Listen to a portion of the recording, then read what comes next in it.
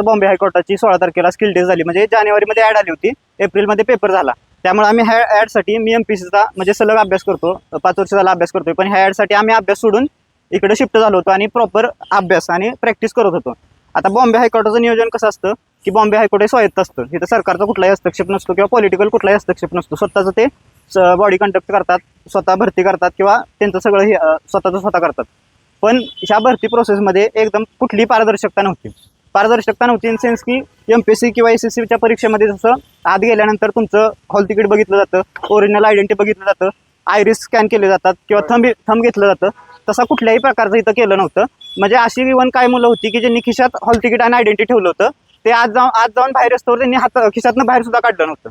इतकी परिस्थिती वाईट होती. म्हणजे डमी जरी बसला तरी कळणार नाही. म्हणजे ह्या पूर्ण अन्याय झालेला आहे. म्हणजे उच्च न्यायालयाची परीक्षा आणि ह्यात अन्याय असं होणं हे याच्यापेक्षा दुर्दैव मोठं नाही. म्हणजे पण आम्ही 2023 जी क्लर्कची मी एक्झाम दिली होती, त्याची माझी केस मॅटमध्ये चालू होती. आम्ही 600 विद्यार्थी होतो. त्या मॅटमध्ये आम्ही केस अपयशी ठरलो म्हणून आम्ही सुप्रीम कोर्टात माफ करा आमच्या हायकोर्टात आता केस चालू आहे. म्हणजे हायकोर्टात आमची सरकार विरोधात MPSC विरोधात केस चालू आहे आणि हायकोर्टाच्या एक्झाममध्ये असं व्हावं ह्याच्यापेक्षा मोठं दुर्दैव असू शकत नाही असं मला वाटतं. त्यामुळे ही री एक्झाम झालीच पाहिजे.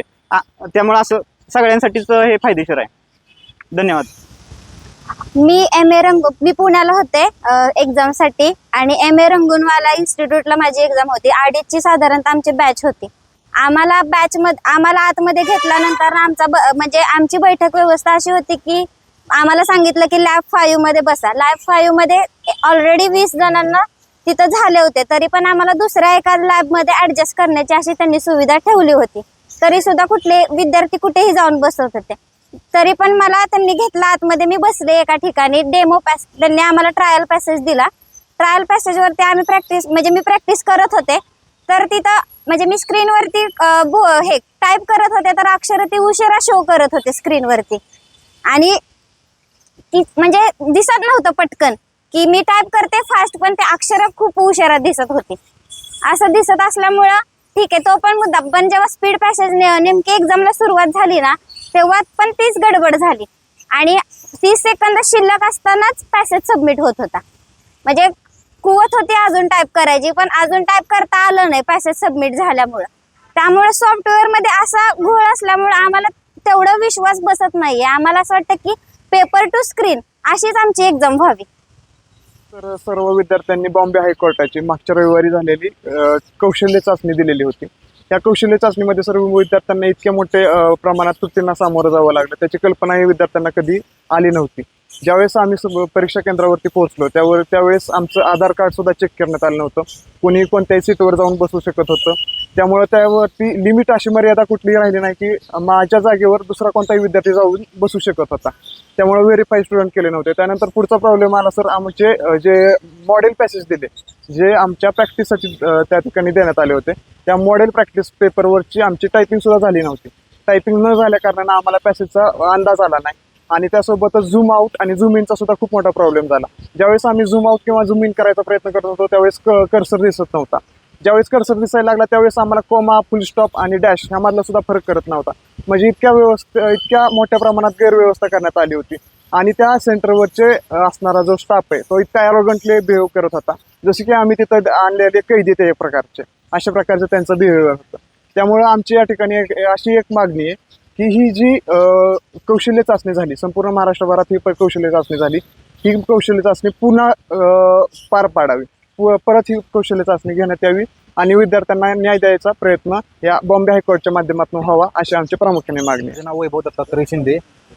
माझी एक्झाम बेस्कर सोल्युशन भोसरी MIDC येथे होती. तर आतमध्ये गेल्यापासून सगळा गोंधळ चालू होता.